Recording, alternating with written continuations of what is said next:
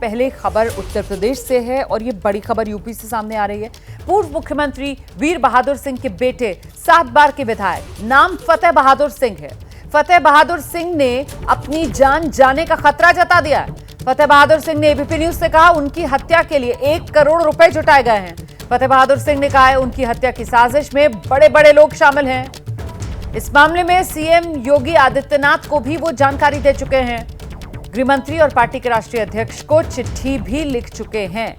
ये कह रहे हैं फतेह बहादुर सिंह। 7 बार के विधायक, यूपी के पूर्व मुख्यमंत्री वीर बहादुर सिंह के बेटे, पूर्व मंत्री फतेह बहादुर सिंह हमारे साथ मौजूद हैं। फतेह बहादुर जी, आपसे मैं सीधा सा सवाल ये करना चाहता हूं कि आपने एक चिट्ठी लिखी है, उस चिट्ठी में आपने खतरे की बात की है, क्या है पूरा मामला? देखिए, माननीय उत्तर प्रदेश के मुख्यमंत्री योगी आदित्यनाथ जी को मैंने अपना प्रतिवेदन दिया था और 10-12 दिन हो गए, अभी तक मेरे संज्ञान में आया है कि कोई उस पर कार्रवाई नहीं हुई। मैंने इस पर केंद्रीय नेतृत्व से भी चर्चा की और उनके भी संज्ञान में लाया कि कुछ अपराधी प्रवृत्ति के लोग हैं जो एचएस हैं थाने के, और आज भी उनके ऊपर बैंक लूट के और तमाम अपराध पंजीकृत हैं कई जनपदों में, लेकिन किन अधिकारियों के दबाव में उन पर कार्रवाई नहीं हो रही। आखिर ये साजिश क्या है, इसका पर्दाफाश होना चाहिए। आपको समझना मैं बहादुर जी चाहता हूं कि आपको क्या समस्या आ रही है, आपको किस तरह का खतरा है और आपको किससे खतरा है? आप एक ऐसे परिवार से बिलोंग करते हैं जिसकी गूंज यूपी नहीं बल्कि पूरे देश में है, तो आपको किस बात का खतरा? देखिए, पूरे उत्तर प्रदेश में हमारे लोग हैं, मैं व्यक्तिगत हमारे जो लोग हैं हर जनपद में 20-20, 30-30 कार्यकर्ता हमारे हैं, आज भी सब सहयोग में रहते हैं। मुझे खतरे की बात तो अभी मुझे नहीं मालूम था। मैं गांव में कार्यक्रम में था, मुझे वहां खबर आई कि आप यहां से हट जाएं क्योंकि कुछ लोग ये साजिश कर रहे हैं और लगभग 1 करोड़ रुपया चंदा इकट्ठा हो गया आपको मारने के लिए। चंदा 1 करोड़ रुपया? आप जरा वो भी ले लें हाथ में, वो आपने जो चिट्ठी लिखी है, थोड़ा सा उससे और हमको बात भी होती रहेगी और फैक्ट भी क्लियर होता रहेगा। तो आप एक मेरे हाथ में 1 करोड़ रुपया नहीं तो ऐसे, अच्छा अच्छा, नाम नहीं, आपस में हम नाम नहीं पढ़ूंगा, मैं देखना चाहता हूँ कंटेंट एग्जैक्टली।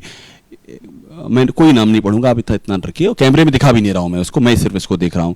गंभीर अपराध पंजीकृत हैं जिन लोगों के, और बड़े बड़े लोग शामिल हो सकते हैं, और प्रदेश सरकार को आपने इन्फॉर्म कर दी।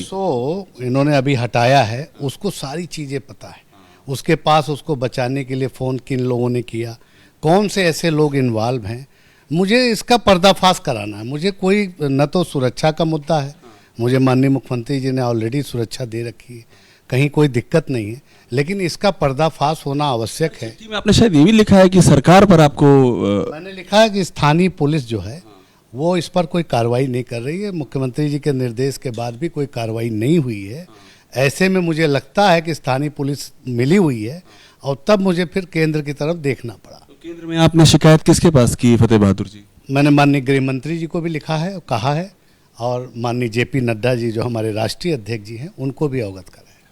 बात ये बताइए कि आखिरकार यूपी में ऐसा कैसे हो गया कि आप जैसे लोगों को इस तरह के खतरे पैदा हो गए? आप इसलिए कह रहा हूं क्योंकि आप पुराने पॉलिटिकल नेता हैं, आपको कौन नहीं जानता है, तो ये कैसे हो गया? देखिए, पुराने हैं और लगातार बने हुए हैं, और उस लगातार बने रहने पे बहुत से लोगों को दिक्कत आ रही है। अब वो कौन से लोग हैं ये चिन्हित करने की बात है।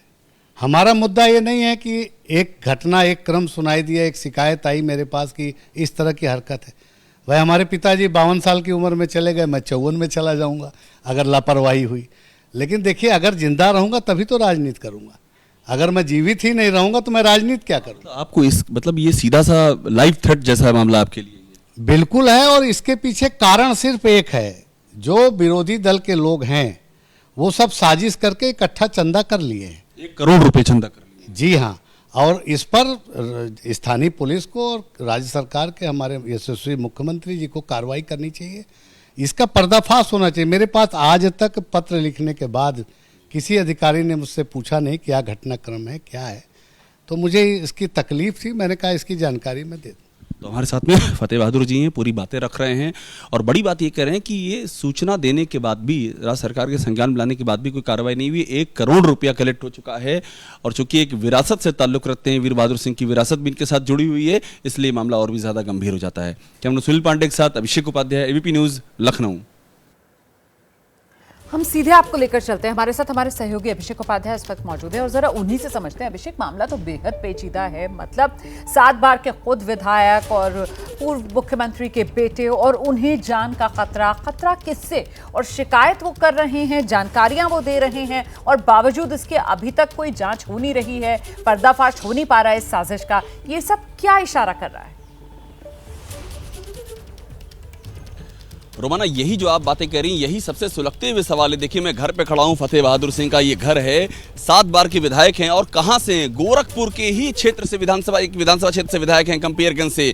तो गोरखपुर क्षेत्र में वीर बहादुर सिंह, पूर्व मुख्यमंत्री के बेटे। वीर बहादुर सिंह बड़ा नाम यूपी की पॉलिटिक्स, रोमाना आप अच्छे समझती हैं उनके नाम के मायने क्या हैं। तो वीर बहादुर सिंह के बेटे जो गोरखपुर से ताल्लुक रखते हैं, जो 7 बार से विधायक है, उनको जान का खतरा है। वो सीएम को बता चुके हैं, सीएम को चिट्ठी लिख चुके हैं, सीएम की जानकारी में फिर भी उनकी कोई मदद नहीं हो पा रही। खतरा बना हुआ है, पुलिस अपराधियों से मिली हुई है। फिर कह रहा हूं, ये गोरखपुर का वो उदाहरण दे रहे हैं।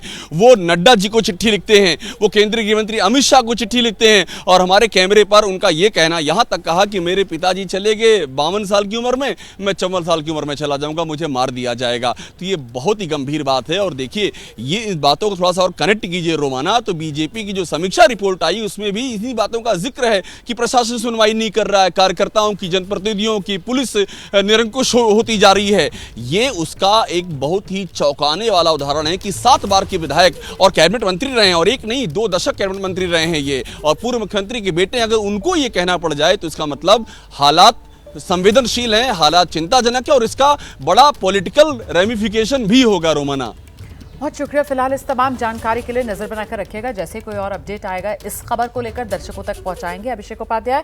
जैसे ही घड़ी का काटा दोपहर 2:30 पे आए, बबीता जी का दिल सास बहू साजिश के लिए मचल जाए। और ये है इनकी बहू, पूरे दिन ऑफिस की टेंशन हो जाए गॉन जब ये करें अपना फेवरेट शो फ्री टाइम पे ऑन।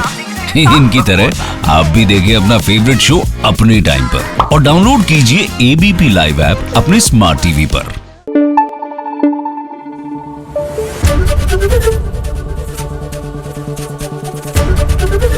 एबीपी न्यूज आपको रखे आगे।